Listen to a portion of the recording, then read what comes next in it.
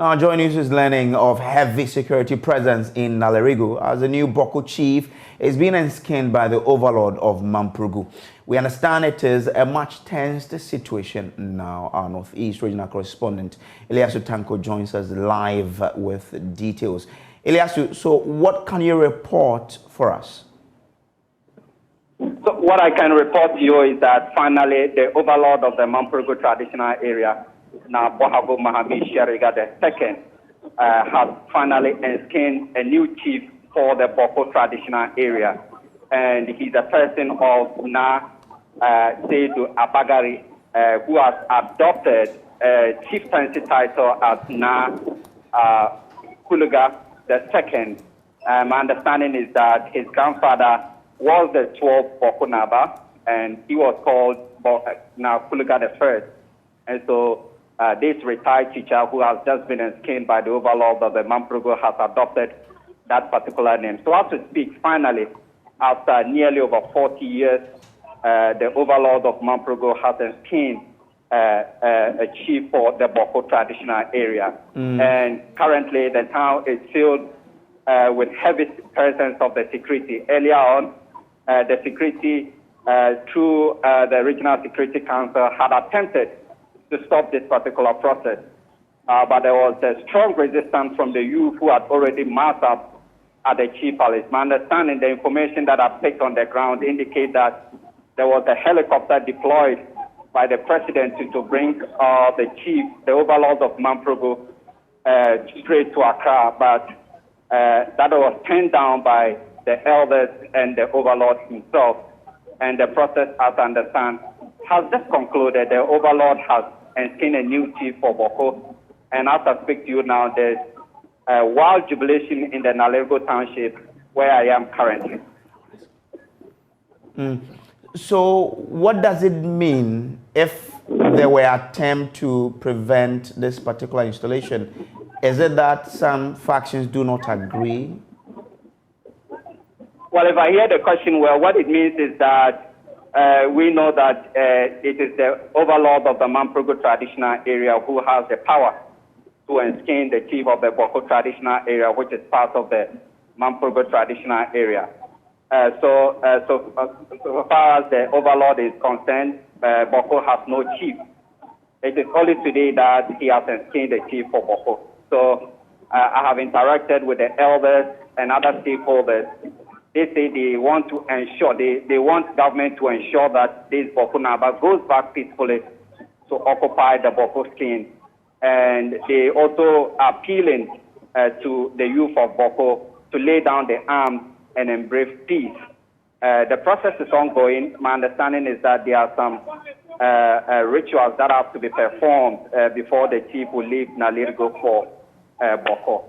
But finally, as I understand, the process has been done earlier on. The chief enskined the chief, the overlord enskined the new chief for Boko, and there's drumming. People are happy, and like I said, there's still massive. Yeah, the reason why I was asking of that was when you said there were attempts to prevent or stop this particular exercise, and that's why I was asking whether it means there are factions that do not agree with this process. This attempt was coming from the presidency. My understanding is that the president, because as you know, they have been taught that Boko already has a chief, which is the Pusasi faction. But like I said, which is not, recognized by the overlord of the Mampurugu himself. And so this was an attempt, I understand, from the Regional Security Council to uplift the Mampurugu overlord from Nalerigu to Accra to meet with the president. But like I said, he turned down this particular attempt. So what it means that there are no factions, at least in the Mampurugu traditional area, except that, like I said, there's no factions, but this particular attempt was coming from the president, not within any factions in the Mampurugu traditional area. Okay, so what explains the heavy security presence earlier? Like I said, because of the attempt to stop it, we already know that there's already someone, another faction claiming to all the Boko, skin, and there have been also pronouncements, especially from members of the government, and you have heard it over and over, that the Supreme Court has ruled over the Boko skin and that the Kusasis are the rulers. But what has happened today indicates the rejection of the Mamprugu overlord, who is the overlord of the entire Mamprugu traditional area, including the Boko area. Okay. And so it means that apparently there's going to be, if you like, a power authority, if you like, in Boko, now that this particular statement has been made. Okay. So this means that they have sidestepped the ruling by the court in relation to this particular, chieftaincy issue. That's it, right? Okay. Now, let's bring in Dr. Victor Doke. He is with the Kofi Annan International Peacekeeping Training Center and has done an extensive research on the issues in Boko. He joins us now on Zoom. Doc, grateful for your time. You've done this research on Boko. What role does chieftaincy play in the Boko conflict? Well, thank you very much. Chieftaincy, as we all know, is a very important institution. It represents a local authority. Now, looking at Boko, the paramountcy, the Bokunaba, which we all know, Ekusasi, has reigned for a long time. Now, the importance of that paramountcy is the prestige, the power and authority that comes with it. So in all, chieftaincy is a very important institution when you look at it from a wider perspective. So in terms of the conflict that has plagued that area, to what extent does chieftaincy play a role? We all know the chieftaincy is the root cause of the conflict, the armed conflict.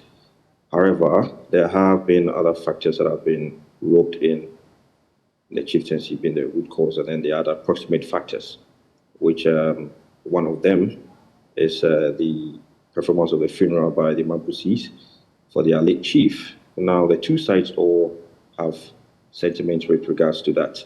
The Mampusis claim they've not performed the ceremony yet. Now, the Kusasis also claim they have performed the ceremony. Now, however, the Mampusis, per their custom, if they are able to perform that right, then it gives them the mandate to also bring out a new regent or chief per se, which the Kusasi would not agree to. Okay. With regards to what has happened now, well, we'll see, then that means the late chief's funeral has been performed. Hence, from their side, they went ahead to do what we are seeing now at Narelegu. Okay. If you heard our reporter there is already a chief in Boko, which is from the Kusasi end. Then Mamprugu or the Mamprusis have also then enskinned a new chief now. But how does this new enskinment affect the situation in Boko? We are in for a very serious situation, if I can put it that way. Now, you're going to have a dual chief, but the question is, the Boko Naba currently has been recognized per law. Is that same for the Mampusis? Is a new chief they have enskinned recognized by law? We all know the answer. Now, I would entreat the security services to act promptly, identify those conflict actors, the shadow actors, those stakeholders sponsoring the activity, and apprehend them. Else we'll have a dire situation in Boko. Okay. So I mean, at this moment, for how long from now should this advice from you be heeded by the security agencies? We know he's been enskinned. He'll be moving from Naleregu to Boko. From this time on, how swift should the action be? I think, well, knowing our security services, I'm sure intelligence has already been picked up from them to identify the situation at hand, and they are already in position. If not, then they have to be. Now, the question is, which route is this new chief going to use to enter Boko? We are looking at how the Kusasi youth are also going to react. And let's not forget that the Kusasi youth, per my understanding and data collected, will not allow any chief, in their opinion, which is illegal, to enter Boko through any route.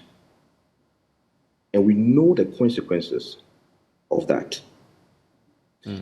I would encourage our security service to immediately control the situation. Okay. Now, those at Narelegu should try and prevent catastrophe by not allowing this chief to cross into Boko. Okay. All right. But moving on, how do we put an end to this issue? We've seen that it's a chieftaincy issue, which is one of the key things. What must be done by all the players in there to ensure that this does not escalate? The aspect of the overlord of Mamprogo not heeding to the call of the president, the report that I had on your media just before the start of the interview, then that is not a good way to start. But if you have an overlord not adhering to the advice and call of the president to come to the negotiation table, then it's not good.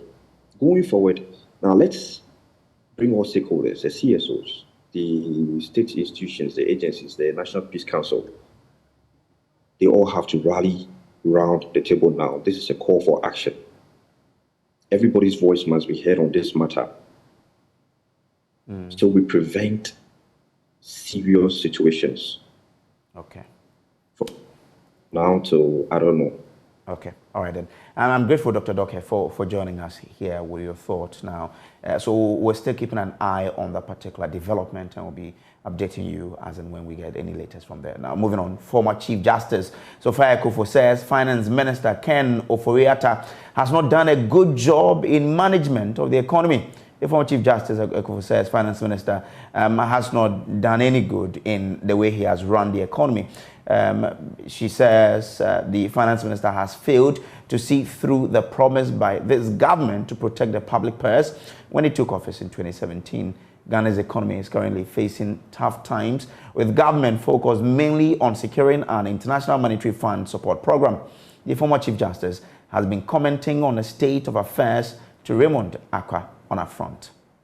I recall is that when Ken became Minister of Finance in 2017, I heard him on the TV.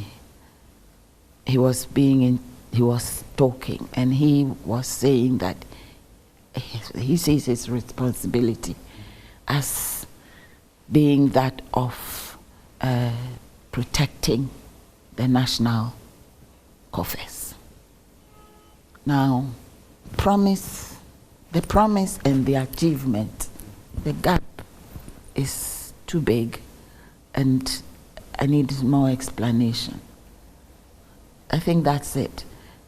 You know, you'll be surprised. I normally take things, when it comes to a lot of things, I take things from their most simplified format. There's no need to be complex about all kinds of things. I'm not an economist, so I'm not going to be able to argue all kinds of isms and so on and so forth. No.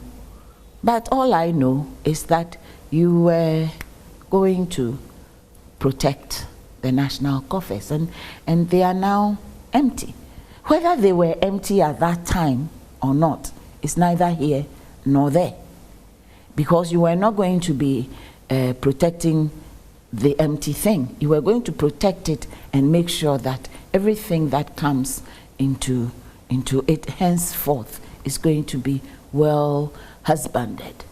I'm using that word in its old-fashioned term, you know, and so we would go on, and we will not, you know, sort of reverse again. Yes. So it's been very disappointing. How the economy has turned out. Yes. And the fact is, whether it is Keno Foriata or if it was Mr. It was Secretary before Foriata, yes. If it was somebody else, it would still have been the same. I would still feel the same. It's not, you know, in public things, in things concerned with the Republic of Ghana, in things that are matters for the matters of public interest, I don't get personal. It's not personal. Okay. It's not Keno Foriata, the person who's been given the responsibility to manage the economy, I don't think has done a good job. Okay. That's it. Should he be removed?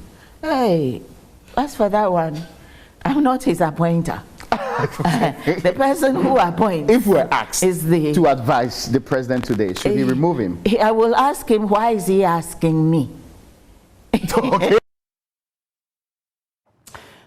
She wants a reduction in the number of ministers in this government. So, I think so. I think there are many areas where there has not been much to show for. And therefore, somebody else should be asked to try it. And then there are some ministries that also need to go back to their former partners, because there are some ministries which were split up. I was explaining to my daughter that when I was growing up, there was Ministry of Transport and Communication. That was just what came into my mind. And transport included air, land, sea, you name it. Anything that is transportational, that was transport and communication. I think they were, at that time, even in charge of roads for a bit before they split off roads and highways and so on and so forth. But now we've taken everything apart, and minister of this, minister of that, minister of that, deputy minister of this, deputy minister of that. And I think we've come to the point where it's quite evident that indeed too many cooks do spoil the broth, because each one thinks the other one is doing what they should be doing, or everybody is getting into the other person's way, and turf wars and so on and so forth. What would be an ideal number? Oh, I'm not going to even venture to suggest a number.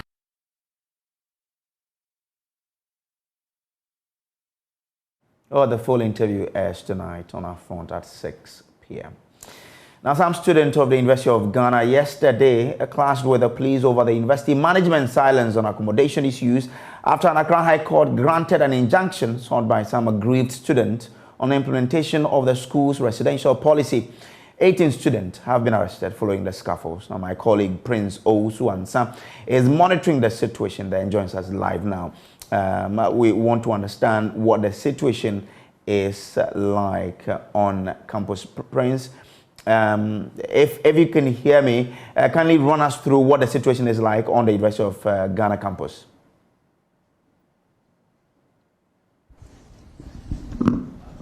All right, Brace.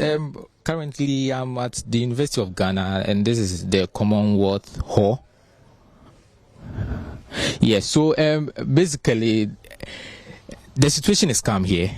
Students are all going to their various lecture hall and also doing their normal activities. But right now, I have the hall assistant here. So he is with me, and so he will just give us the brief. He will give us the brief introduction about what happened yesterday. Yeah. So, Mr. Texan, you were here yesterday, and what's happened? Yeah. Yes. All I know is, I think for some time now, I learned the student of Commonwealth, or the former students of Commonwealth Hall, have gone to obtain a court injunction on our registration. So yesterday we were here, and then we realized that there were a group of old students coming around, former students and old students coming around. So we thought they could be stopped in front of just close to Voter Hall, in front of the Bacchus Gardens. But they realized that the police people, a few policemen and the security over there couldn't contain them. So they marched up here. And when they got to the frontier, we were also standing behind our distance with our security men. So all we realized that they've moved up there and forcing our gate to be opened. But the security people, they were like, they aligned themselves according to the size of the door, the main entrance. So whilst these people the students were pushing it, they were also pushing up until we realized that some policemen have also come around. Talking to them. So they push, and they couldn't push again. So we saw that they were interacting with the policemen, doing all other stuff. But when we realized that some people were throwing pure water and sprinkling water on the security officers. So the thing was like, we said, why should they do this? But we were inside there only, observing what is going on so that in case there's a question, we will be able to say whatever. So I just told my guys to be calm. This is not our work. We only have to observe and be calm and see whatever goes on. There are security men around. So we should just have patience and do the observation. Yeah, so the students are basically, they are saying they went to court to obtain an injunction concerning their accommodation allocations. So they came up here to get in. They want to, get back inside. So what is taking the school management that long for them to, revert their decision? Because initially we heard they are revoking or continuing students. So what is taking the school management long? Well, I think I'm not the one to answer those questions. I only act upon, instruction. Do this and do that. That is all I do. So since the beginning of the semester, all we are told is that apart from level 100s, nobody is allowed inside there. Even parents are not allowed to go inside our hall. So in frontier is their endpoint. When they bring their this thing, some even plead that we should just give them the chance to go and look at where their children are sleeping. I say it's not the time yet. So I don't have information to that effect. All I'm told is that don't do this, don't do that, and that is what we are doing. All right. So so which year group are here? It's only level 100s and few master students. Some few master students. Few master students. They came yesterday with their bags. They came here with their bags, with their luggages and everything, just to enter. Do they have halls, or do they have rooms?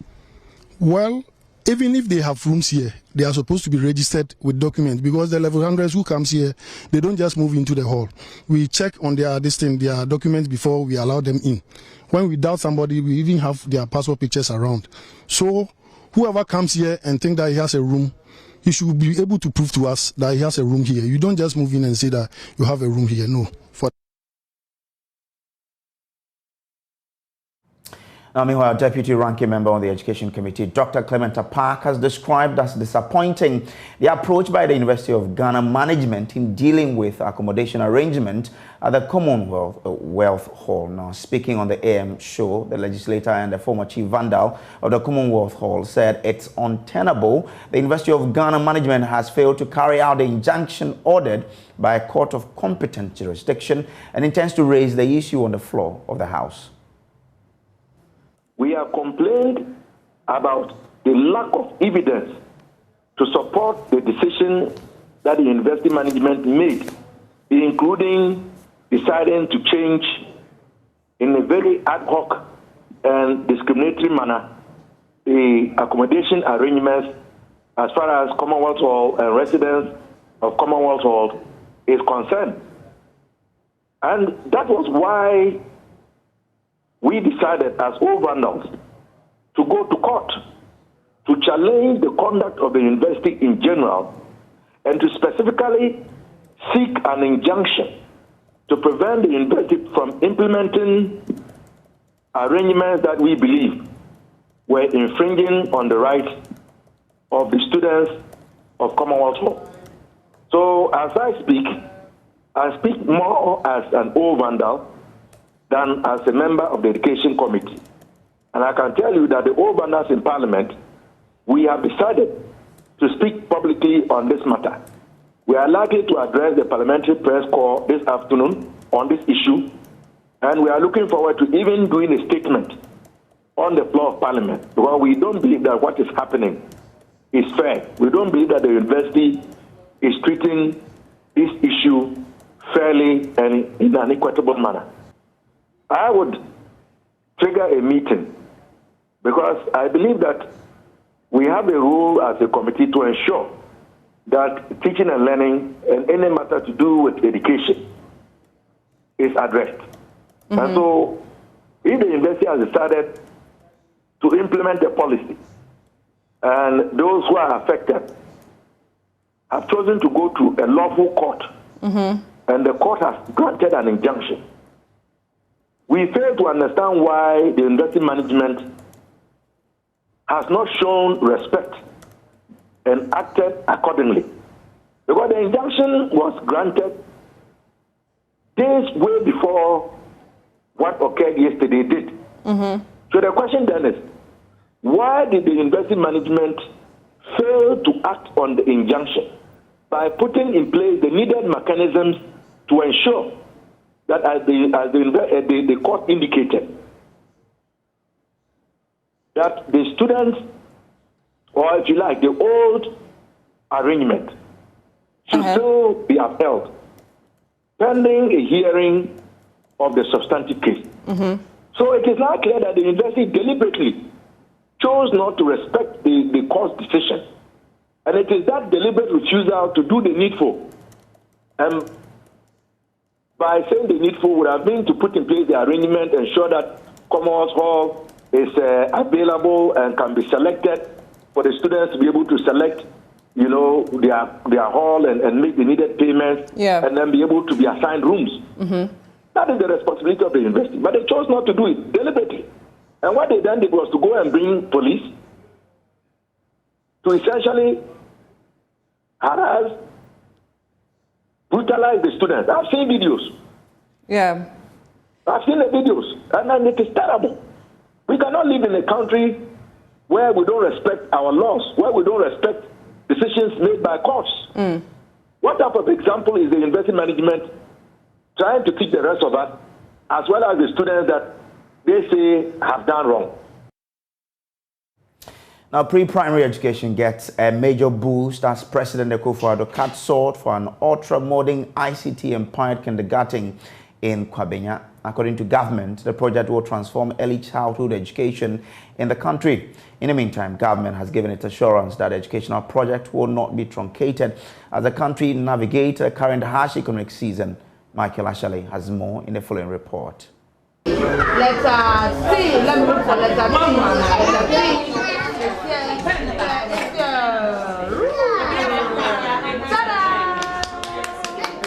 Children and teachers of Kwabenya Kindergarten MA Basic School in their newly built state-of-the-art ICT-empowered model classroom. Okay, give me one finger. One, again, one. A play-based classroom kindergarten developed by the BSW Group, the first of its kind in the country.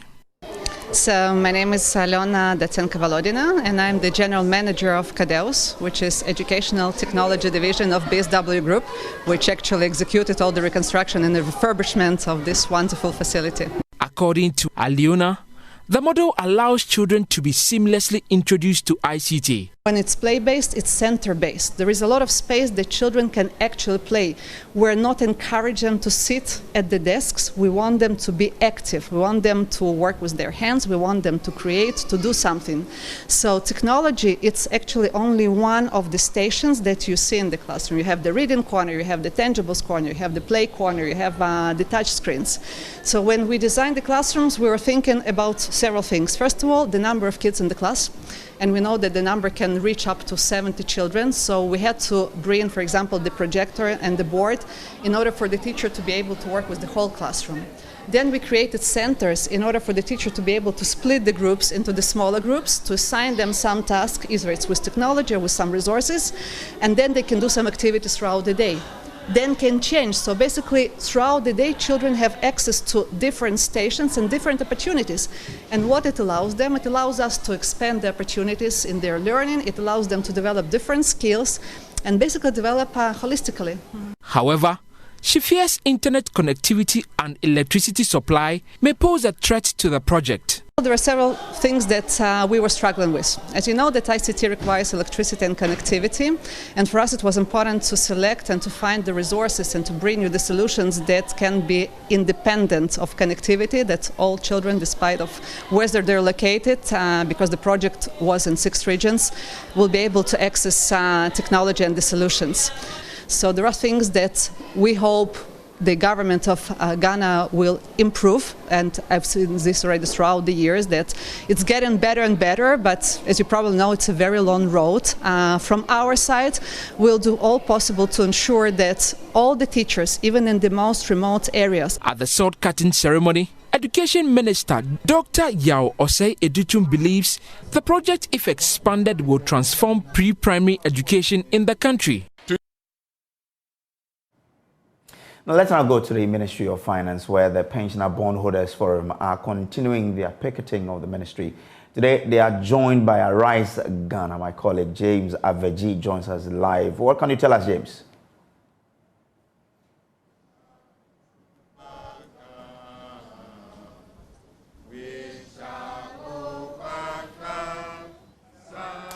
All right, James, if you can hear me, what can you tell us is happening at the ministry now?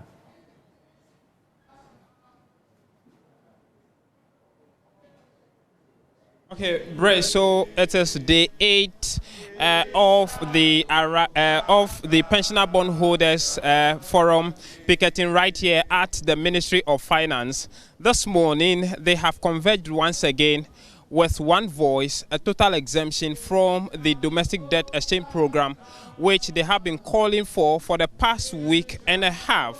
Now, almost every day get attraction from one personality to the other, and this morning is the Arise Ghana group joining them to solidarize with them. I see a member of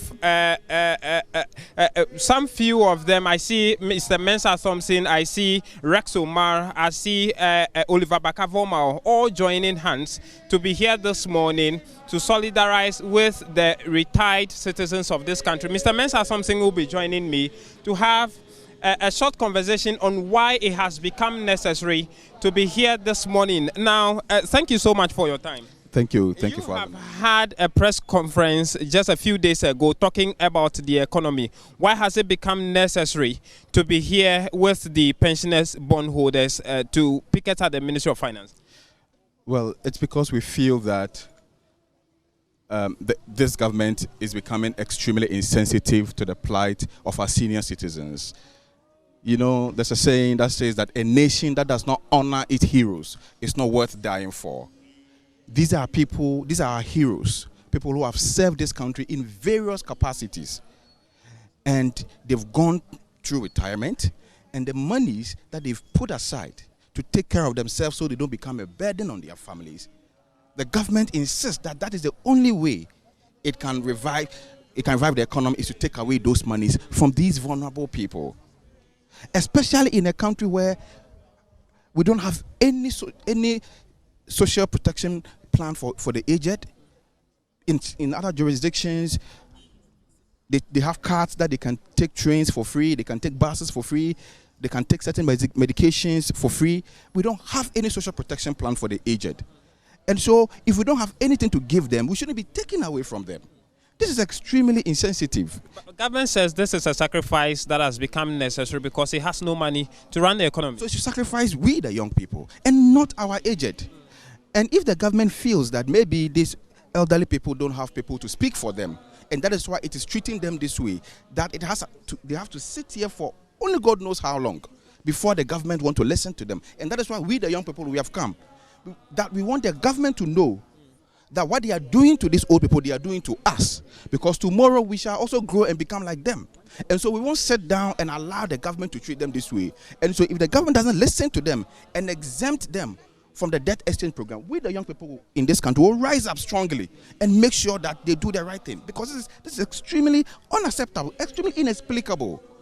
Now, are you just going to add up to the numbers here to picket, or you are bringing something else on board? Well, we are here to solidarize with them first, and also to bring them some water.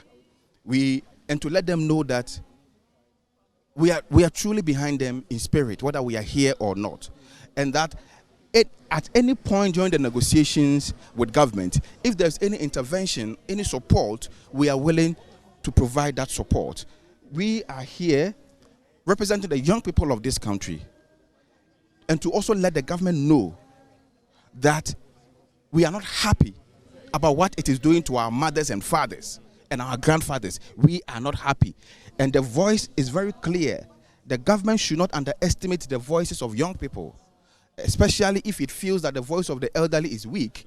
Then the voice of the young people is strong, because we have the energy to march on the street and do things that the government may not be happy. Is there the possibility of hitting the street on behalf of them, because they have indicated that they might have not have that strength to hit the street, and so this is the best they can do? Is there the possibility of Arise Ghana hitting the street on their behalf? Very soon, if we don't see any strong indication that government is going to exempt these pensioners, these retirees from the debt exchange program, we are willing to mobilize the young people on the street of this country and send a strong, we've done it before. You remember when the government didn't want to go to the IMF, Arise Ghana, we rose up with a 2-day demonstration. And that 2-day demonstration sent strong signals, not just Ghana, but across the world. And so, in fact, if government does not listen to these elderly people, what is going to happen in the next demonstration is going to even be bigger than what we did the last time. Thank you so much. So that is Mensa Thompson, one of the conveners of the Arise Ghana a group, who are also here this morning to solidarize. I saw Oliver Bakavoma or somewhere. We'll be interacting with him to know whether he's also representing. We know he's one of the conveners for Fix Ghana or Fix the Country, and so we'll know whether he's representing them or he's part of that and what message he has. But that is what he has been telling. Let's pick some thought from the convener for the group. He's been saying something about getting some audience from Parliament. We would like him to share that with us. Have you got any audience with Parliament, and what's that about? Well, we are doing the engagement, talking to Parliament. Yesterday we were there. We were able to get a majority leader to speak with. We were trying to get a minority leader. We didn't get him, but whilst we were coming out of Parliament, we met him, and he promised he was going to call me yesterday in the evening. I believe maybe some other things took his time, so he couldn't call. When I called, it was very late. So have they agreed on a meeting with you? We have a meeting that has been scheduled by the Speaker's office. So we are we are going to the Speaker's office at 3 o'clock today. At 3 o'clock today? Yes. What exactly are you going to tell him? No, we are going to explain our situation to the minister, to the speaker. We want Parliament to understand what we are doing, especially when the issue about exemption and self-exemption and the issuer exemption, well, you get people to understand. I'm happy, since I started explaining this, people have come to realize that, yes, there is difference between when I decide to opt out and when you, the issuer, exempt me. That's what we want to impress on Parliament to understand and then help us get what we want. Okay, so that is the convener for the Bondholders Forum, Dr. Eduana Nientri, saying that they have a meeting with Parliament, the leadership of Parliament, especially the Speaker, at 3 p.m. to put their issues to him officially. Joining me here is Oliver Bakavoma. I'm interested in knowing which of the groups he's representing this morning. Are you with Arise Ghana this morning, or you are representing Fix the Country? You've always known which group I belong to, and so there's no question about that. I think the most important thing is that... So you are representing Arise Ghana? Well, first of I've never been a member of Arise Ghana. There's no question about that. You know that I've always been with Fix the Country. Okay. And with Fix the Country, I've talked about joining individuals here to support the process for how we lift young, old people who are in these times of serious government repression and to provide that support to them. So that's why we are here today. Apart from solidarizing with them to picket here, are there any other actions you would be embarking on should government not listen to the plight? Well, our whole advocacy has been about pushing back on governmental repression. we've continued that business. Just a couple of weeks ago, in Tamale, and over 10,000 people showed up onto the streets to do exactly that. We will continue our regular activities. And where it is important to show solidarity to groups who are speaking up in moments like this, we'll do that. My understanding is that their intention is to meet the Speaker of Parliament at 3 p.m. today, and tomorrow as well be in Parliament where the Finance Minister comes there. We'll continue to provide that support to them. But it is important that when we show up today, that tomorrow would also show up for us, and that's what is critical now. There are people who hold the view that this whole exercise is not worth it because government has stated their position. You can opt out voluntarily because government says they do not have the money to pay these people. Do you share the same thoughts? I think it is the highest level of immorality that government will get into this business where they are looking to underwrite their responsibility with people's pensions and livelihoods. It should never have been part of the conversation in the first place. And these people are right to be here. Now, it's also important that, for me, whenever government speaks, that we take the time to listen clearly and scrutinize that. The government issued a statement yesterday, in fact, where it's saying that it was going to uphold the voluntary commitments according to government's own fiscal commitments, not in according to the terms of the contracts that they have with these people. And when these things happen, we know where this is going. This kind of language have led us to in the past. In fact, there was coupons which were due on February 6th which have not been paid. So let's not assume that once government has spoken and that's it.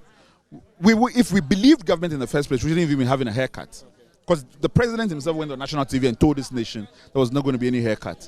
But we are in a situation whereby whenever government speaks, it's nothing but doubt and uncertainty. That's why these people are showing up and speaking in this manner. That is one of the conveners for Fix the Country, and he's also here on behalf of his group. So that's what they've been saying, that it has become necessary for them to add their weight and their message to what the call of the pensioner bondholders have been for the past 8 weeks. And so we look forward to how it plays out. They said they have a meeting with the Speaker at 3 p.m. We'll see what comes out of that meeting as well. So, Brace, that's the latest on the grounds here. All right, thank you very much. James Aveji is our man on the ground there. Now, have you donated in support of the classroom project yet? If not, kindly take your phone and send your donations to MTN Momo number 0593 038832. 0593 038832. The number again is 0593 038832. The account number, if you want to do a bank transaction, is Multimedia Group Limited. I mean, even if you send through Momo, the name is Multimedia Group Limited. And for your banking transactions, it is Access Bank Ghana Limited, Castle Road Branch, Accra. The account number is 00901010 54991 0090 10 10 54 191. So 0090 10 54191. A branch code is 009. So 009, and the SWIFT code is ABNGGHAC. ABNGGHAC. ABNGGHAC. Your donation will enable some 700 children in the northern and central regions to learn in safe environments, especially, the classrooms. 2 communities are benefiting from this project. The first is the Breman Jamara DA Basic School in the central region.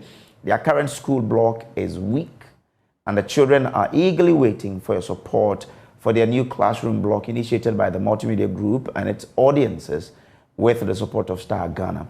The facility is a 3-unit classroom block with an ICT and library, a staff common room, and a headmaster's office. Construction is at the roofing stage. The project currently requires more wood, roofing sheet, 150 furniture, windows, doors, tiles, and some cash. Now, sending your donations now to support the project. The second project is at Zona Yili EA Primary School in Tolong in the northern region. It also has a 3-classroom block and a staff common room. Please send your donations to MTN Momo number 0593 038832. The number again is 0593 038832.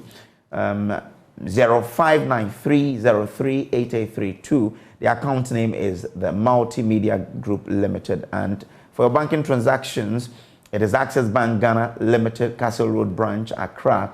The account number is 009010105491. 009010105491. 009010105491. The branch code is 009 and the SWIFT code is ABNGGHAC. ABNGGHAC. ABNGGHAC. Now, you know your giving will go a way to support the student to have a better classroom to study in. May you give to us, this particular change. Grateful that you're given. And we'll take a break here. We'll bring you business. Stay with us.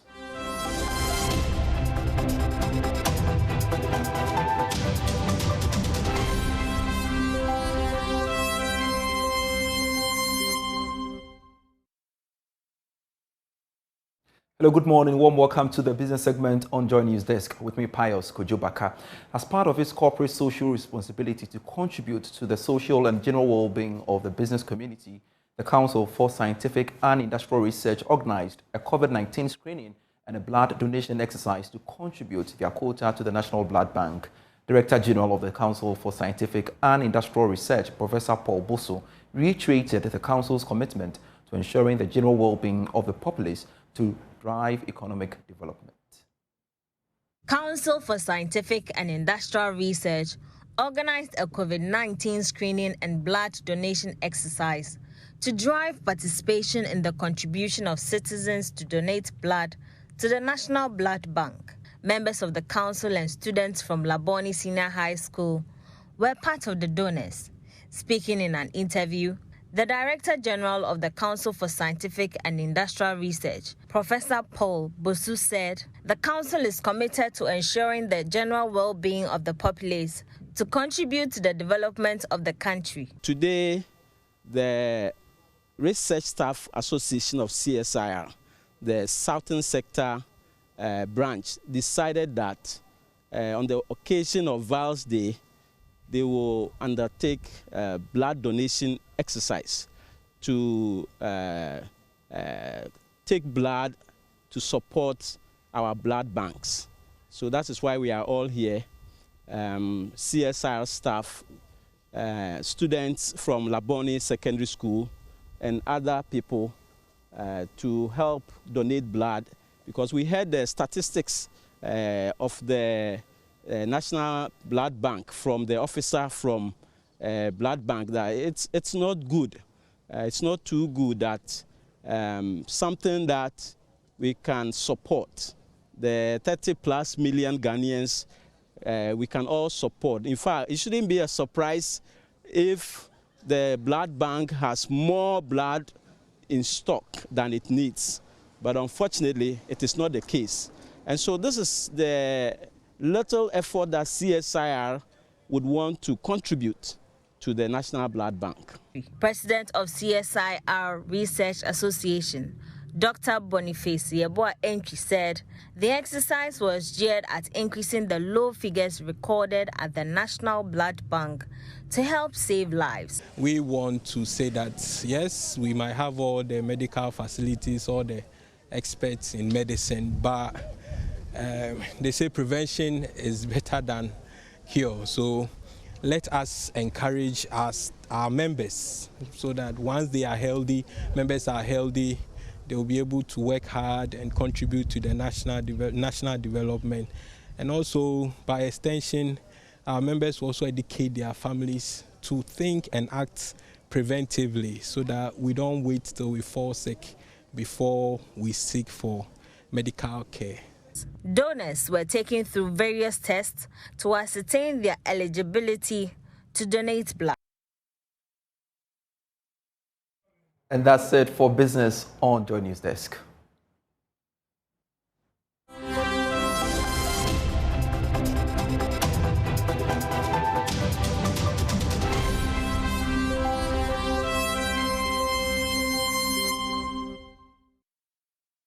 So let's take it back to the Finance Ministry, where the Finance Minister, Ken Ofori-Atta, is addressing the individual pension bondholders.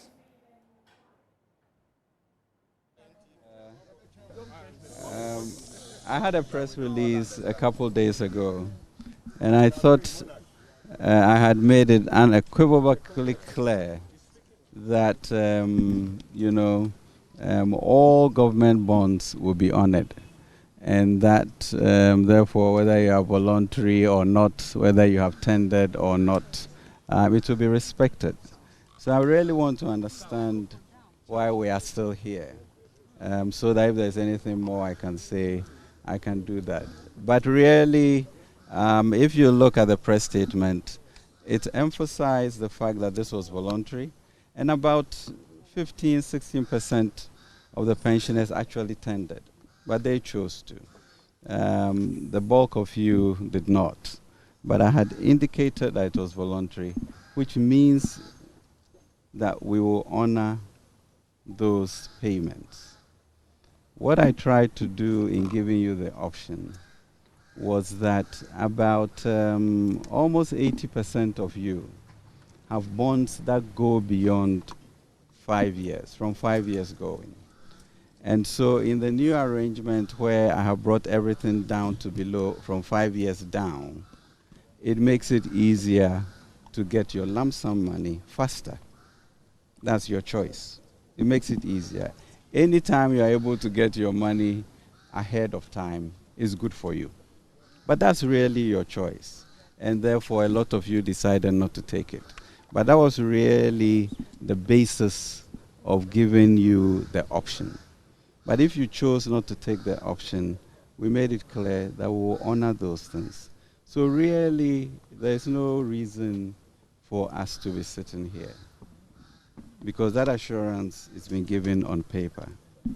So that's why I really want to talk with you guys to see what it is that you are afraid of or that you think will not happen. So my issue, which I told your leader, was that now you have very little of the old bond in the system, which means that in the event of a crisis personally, your ability to trade that paper in is really diminished. But that's a choice you make, that, oh, I don't really care about that, I will continue holding that. And we are saying if you continue holding that, fine, government would honor those papers. So I'm a little unclear,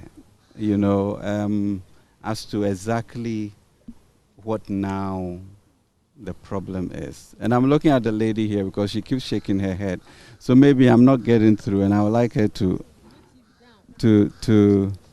you. Yeah. I beg your pardon? Well, if the no. Are you a pensioner? So if you can hear me, the minister has come here, and his concern is that he needs to have an audience with them inside to know exactly what their concerns are. And so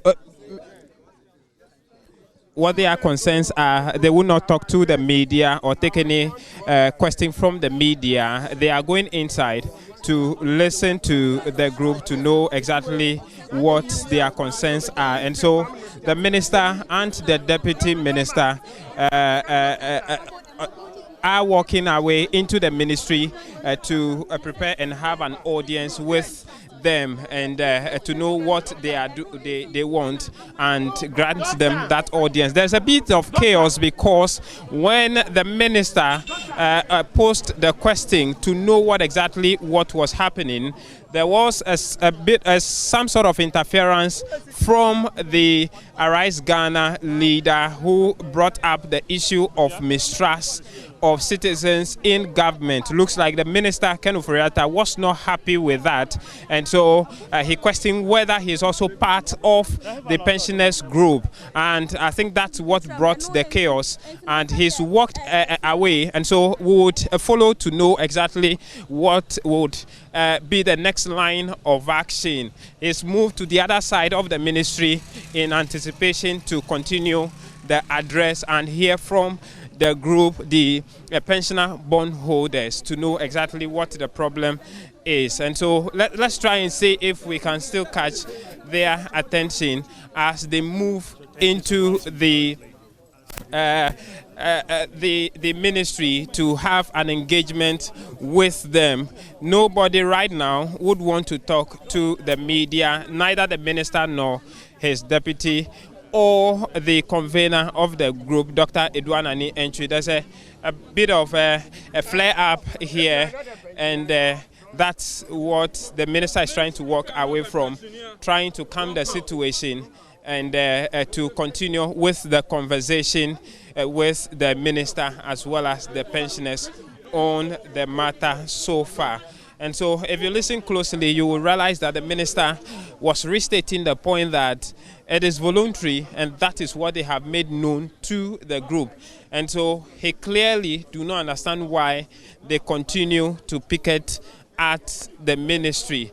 And so it is a clarification of that matter he was seeking when the confusion started. And so he has moved to the conference room, going to have an audience with Dr. Edouanani Entry as well as the rest of the team.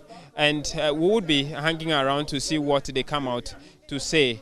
And so that's what the situation here is, a bit of confusion from the response to the minister from the leader of the Fix the Country group, Oliver Baka-Voma, who raised the question of trust, whether they can trust him on that engagement he's going to have them indoors, which brought the matter, the confusion. And so they have just walked into the room in preparation to try and have an audience with them. We do not know how long that will take, but we are hoping that they would arrive at a resolution. The two parties would arrive at a resolution on the matter. And so we just have to wait. Few members of the pensioner bondholders have just entered the room with the minister and the deputy are in the room now to have an audience with them to know exactly what they would agree on. And so that's the situation. All is calm now as the two parties settle to have a discussion on the matter. Grateful.